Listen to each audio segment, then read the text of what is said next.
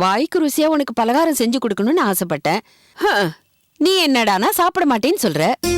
அப்படிலாம் இல்ல அத்தை, நான் சாப்பிடுறேன்.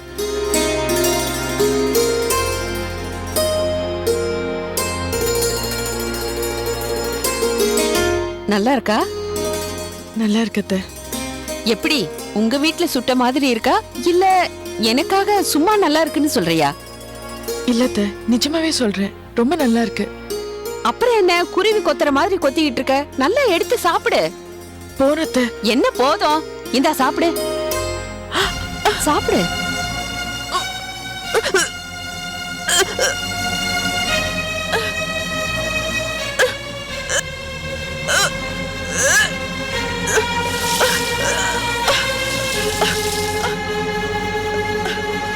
கங்கா, என்னாச்சு?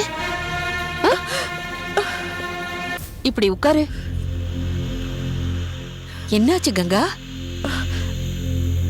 ஒண்ணும் இல்ல அத்தை, திடீர்னு வாந்தி வந்துடுச்சு.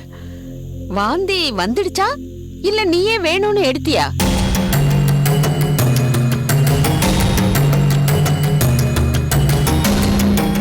அப்படிலாம் ஒண்ணும் இல்ல அத்தை, நான் இனிப்பா அதிகமா சாப்பிட மாட்டேன், அதான் வாந்தி வந்துடுச்சு. இல்ல இல்ல, நான் செஞ்சு கொடுத்த பலகாரத்தை உனக்கு சாப்பிட பிடிக்கல, அதான் நீ வாந்தி எடுத்த. நான் நிஜமா சொல்றேன் அத்தை, நீங்க பெரியம்மா செஞ்சு கொடுத்த பலகாரங்களை என்னால சாப்பிட முடியலன்னு நான் ரொம்ப வருத்தப்படுறேன் அத்தை. கங்கா, ஏன் வருத்தப்படுறேன்னு சொல்ற? உன் உடம்புக்கு ஏதாவது முடியலையா? டேய், வருத்தப்பட வேண்டியது நான். என் கையால செஞ்சு கொடுத்த பலகாரத்தை உன் பொண்டாட்டி சாப்பிடுறதுக்கு வருத்தப்படுறா. ஏன் கங்கா? இல்லைங்க, நான் சாதாரணமாவே இனிப்பு பலகாரங்கள்லாம் நிறைய சாப்பிட மாட்டேன். அத்தை இந்த பலகாரங்கள்லாம் செஞ்சு கொண்டு வந்து என்ன உடனே சாப்பிட சொல்றாங்க. என்னால மறுக்க முடியல, கொஞ்சம் சாப்பிட்ட வாந்தி வந்துடுச்சு. நான் என்னங்க பண்ணுவேன்? ஏமா, பிடிக்கலன்னா விட்டுற வேண்டியதானே? ஏன் பிடிவாதமா சாப்பிட சொல்றீங்க?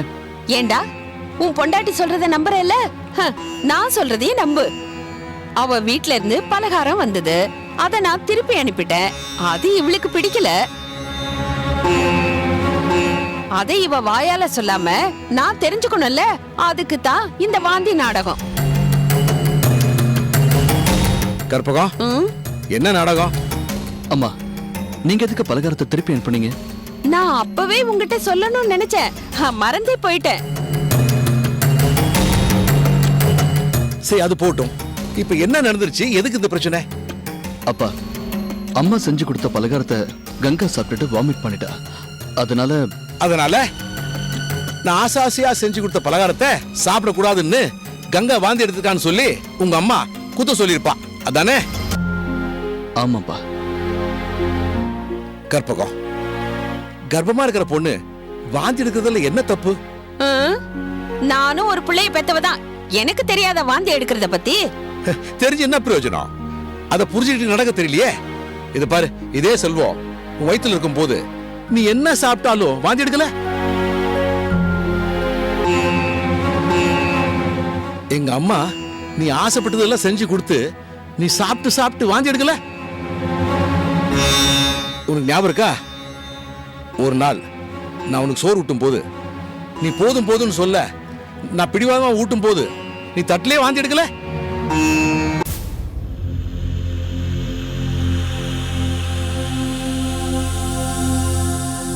அதெல்லாம் இப்ப எதுக்கு? இவ எதிரில எல்லாம் சொல்லணுமா? அப்படிதானே நம்ம மருமகளும் வாந்தி எடுக்கிறா. இது புரிஞ்சிக்காத நீ எல்லாம் முறைக்காத, உன்னதான் சொல்றேன். மாமா, நீங்க சொல்ற மாதிரி அத்தை அப்படிப்பட்டவங்க கிடையாது. அத்தை, நீங்க ஆசைப்பட்டு செஞ்சு கொடுத்ததெல்லாம் என்னால சாப்பிட முடியல, என்ன மன்னிச்சிடுங்க அத்தை.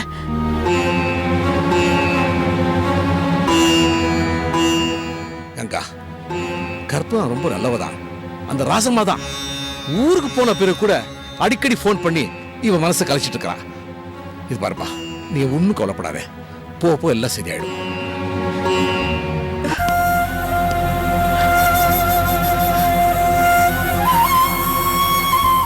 என்னங்க, அத்தை அத்தை என்னை பத்தி என்ன குறை சொன்னாலும் நீங்க அதை பெருசா எடுத்துக்கிட்டு அத்தை மேல கோவப்படாதீங்க. அதுக்கும் நான் தான் காரணம்னு நினைக்க போறேங்க. நீங்க பொறுமையா இருங்க. அத்தையை நான் சமாளிச்சுக்கிறேன். சரி கங்கா.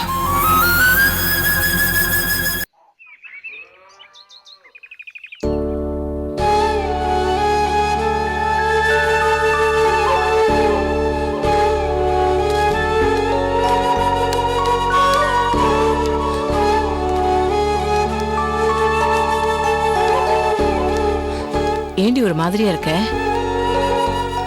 பின்ன என்ன நீ இந்த கற்பகமா பண்றத நினைச்சா மனசே சரியில்லை நீ. ஏன் இப்படி நினைக்கிற? ஆமா நீ, அவங்க நடந்துக்கிறத பார்த்தா அப்படித்தான் தெரியுது.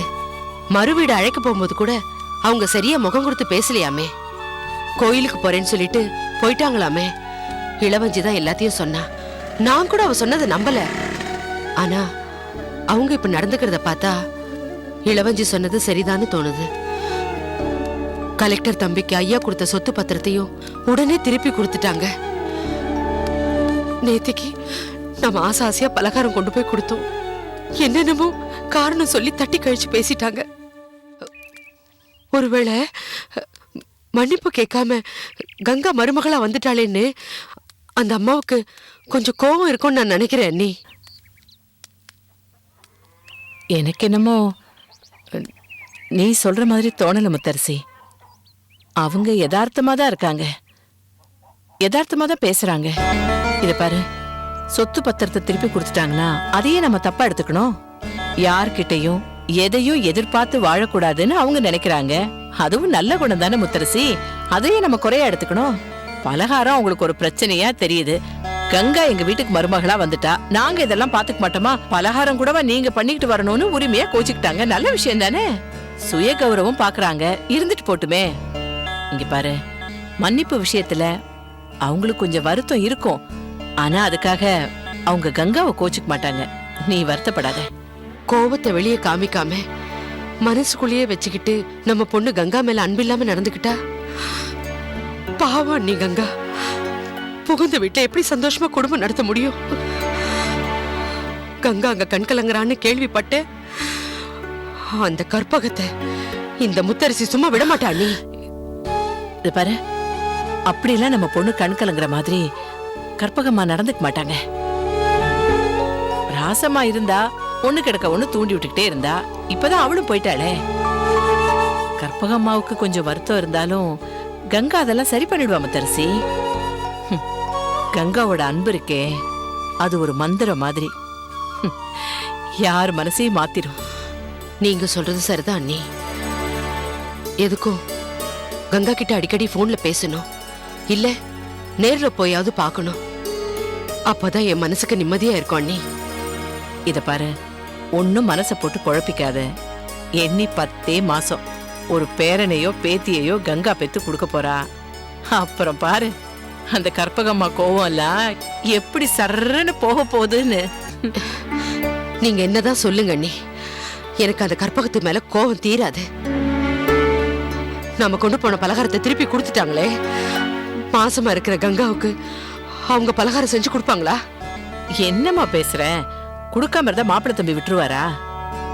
மாப்பிள்ள தம்பி தான் கங்கா மேல உசிரா இருக்காரே, எல்லாம் ஏற்பாடு பண்ணிடுவாரு. முத்தரசி, கற்பகம்மா அப்படி ஒண்ணு கொடுமைக்கார மாமியார் கிடையாது. சின்ன சின்ன மனஸ்தாபம் இருக்கும். அதெல்லாம் பூத கண்ணாடி வச்சு பெருசு பண்ணக்கூடாது. கங்காவுக்கு யாராவது கெடுதல் நினைச்சா அவங்க நல்லா இருக்க மாட்டாங்க. அண்ணி, கற்பகத்தை பத்தி எல்லாம் தெரிஞ்சும் எனக்கு ஆறுதலா பேசுறீங்களா? இல்ல உண்மையிலேயே அந்த அம்மாவை பத்தி தெரியாம பேசுறீங்களா? கற்பகம்மாவை பத்தி எனக்கு தெரியும். ஆனாலும் நாம நல்ல விதமாவே எடுத்துப்போம். வா, வண்டியில ஏறு. ஏறு.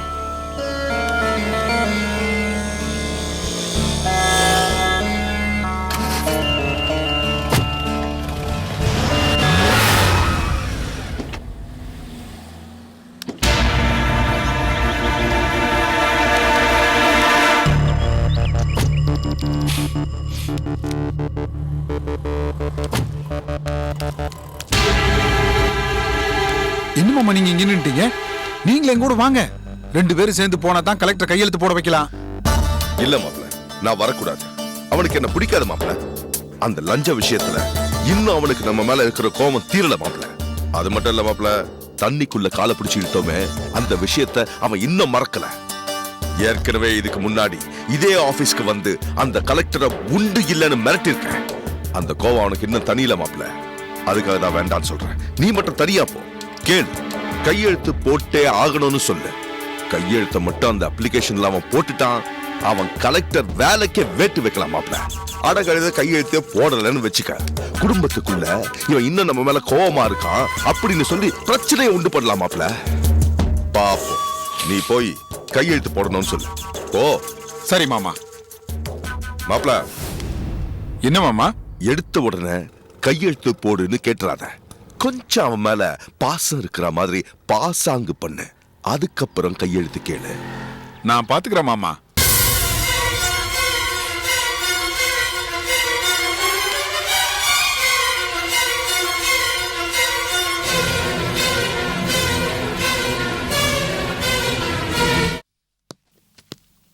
சார், உங்களை பார்க்க ஐயா கலெக்டர் பையன் சார், கார்த்தி. வணக்கம். வணக்கம் வணக்கம் வணக்கம். வாங்க, நீங்க போலாம். உட்காருங்க. என்ன எதுக்கு சாருன்னு கூப்பிட்டுக்கிட்டு மச்சான்னு கூப்பிடுங்க. என்ன இப்படி சொல்லிட்டீங்க? நீங்கெல்லாம் பெரிய படிப்பு படிச்சவங்க, உங்களை சார்னு கூப்பிடலன்னு வச்சுக்கங்களேன், என் வாய் விளங்காம போயிடும். அப்புறம் தங்கச்சி, மாமா, அத்தை எல்லாரும் நல்லா இருக்காங்களா சார்? எல்லாரும் நல்லா இருக்காங்க. அங்க ஐயா, நாச்சியார் அத்தை எல்லாரும் நல்லா இருக்காங்களா? எல்லாரும் நல்லா இருக்காங்க. என்னதான் 2 குடும்பத்துக்குள்ள சண்டை இருந்தாலும் டக்குன்னு தங்கச்சி கூட்டிட்டு போய் வீட்டுல விளக்கேத்த வச்சுட்டீங்க. என் தங்கச்சிய வெறும் மனைவிய பார்க்காம அவளையும் கலெக்டர் ஆக்கி உங்கள மாதிரியே ஒரு சீட்ல உட்கார வைக்கணும். உங்க ஆசீர்வாதம் இருந்தா எல்லாம் நல்லபடியா நடக்கும். ஆசீர்வாதம் தானே இருக்கும். எங்க தங்கச்சிக்கு எப்பவுமே எங்க ஆசீர்வாதம் இருக்கும். சரி சொல்லுங்க, என்ன விஷயமா திடீர்னு வந்திருக்கீங்க? அது வேற ஒண்ணு இல்லைங்க. ஏற்கனவே ஐயா காலேஜ் கட்டுற விஷயமா ஃபைலை எல்லாம் உங்ககிட்ட கொடுத்திருக்காரு. அதுக்கான அங்கீகாரம் நீங்க வாங்கி வச்சிருப்பீங்க. அந்த பர்மிஷனை வாங்கிட்டு போலான்னு தான் நான் இவ்வளவு தூரம் வந்தேன். ஓஹோ, அந்த விஷயமா? ஒரு நிமிஷம். சொல்லுங்க சார். ஐயா காலேஜ் கட்டுற விஷயமா ஒரு ஃபைல் கொடுத்தாரு இல்லையா? எது சார், அந்த ஆயக்குடி லேண்டா சார்? ஆமா ஆமா, அதேதான். அதை எடுத்துக்கிட்டு உடனே இங்க வாங்க. Okay sir. ஆ,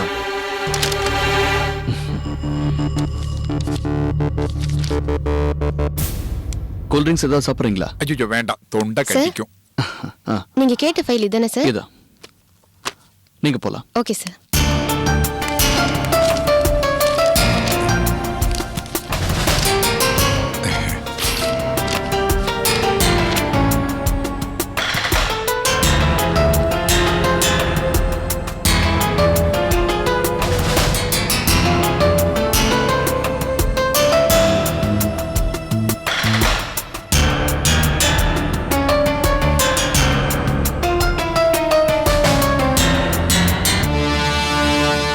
கார்த்திக், உங்க ஃபைலை நான் ஃபார்வர்ட் பண்ணி அப்ரூவல் கமிட்டிக்கு அனுப்பி வச்சேன். அவங்க உங்க டீட்டெயில்ஸ் எல்லாம் படிச்சு பார்த்துட்டு நீங்க குறிப்பிட்ட மாதிரி இது தரிசு நிலம் இல்ல, விளை நிலம், அங்க காலேஜ் கட்ட முடியாதுன்னு உங்க ஃபைலோட இந்த லெட்டரை அட்டாச் பண்ணி திருப்பி அனுப்பிட்டாங்க. அதான் இந்த லெட்டர். ஸோ ஐம் சாரி, அங்க காலேஜ் கட்ட முடியாது. இல்ல சார், இது தரிசு நிலம்.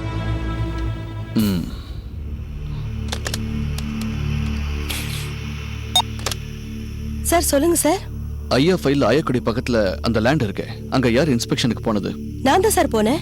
ஓ, எனக்கு அந்த டீடைல்ஸ் கொஞ்சம் வேணும்.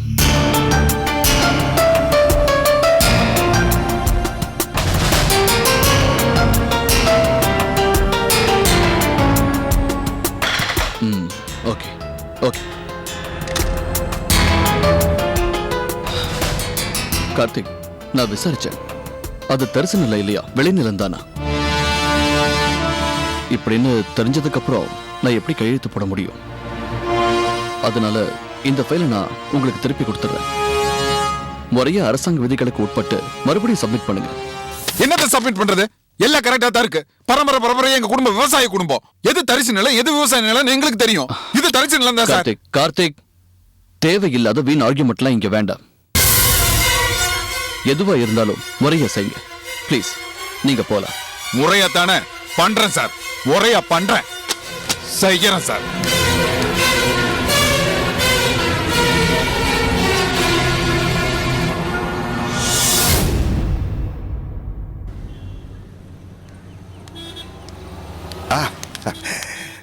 என்ன மாப்ள, கலெக்டர் கையெழுத்து போட்டானா? கையெழுத்து போடல மாமா. நாம காலேஜ் கட்டுற நிலம் விளைச்சல் நிலம் அவனுக்கு தெரிஞ்சு போச்சு. கண்டிப்பா கையெழுத்து போட முடியாதுன்னு சொல்லிட்டான். இதே மாதிரி தான் அவனும் தூக்கி போட்டான். கேவலமா போச்சு மாமா. ஏன் மாப்ள விரக்தி அடைகிற? ஏன் விரக்தி அடைகிற?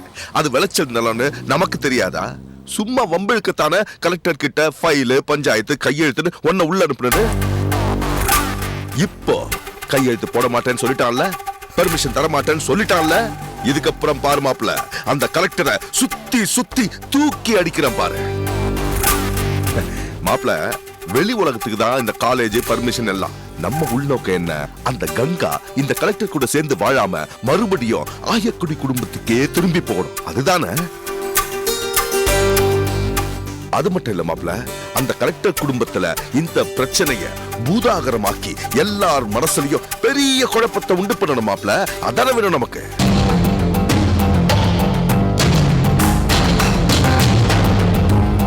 மாப்ள, இந்த பிரச்சனையையும் வழக்கம் போல அவன் அம்மா கிட்ட இருந்து ஆரம்பிப்போம். கற்பகத்தை சீண்டு நொண்ணுவை. அவ கோபம் கங்கா மேலதான பாயம். மாமா, அவன் கலெக்டர் மாமா. சட்டம் போலீஸ்னு ஒரு படையே திரண்டு வரும். அப்ப என்ன பண்ணுவீங்க? மாப்ள, இந்த குலசேகரனை நீ இன்னும் சரியா புரிஞ்சுக்கல மாப்ள. சமுத்திரம் பொங்குனா அது ஜலசமாதிதான்னு அந்த கலெக்டருக்கு நாம புரிய வைப்போம் மாப்ள. இப்ப போலாம் வா மாப்ள. டேய் வண்டி எடுறா.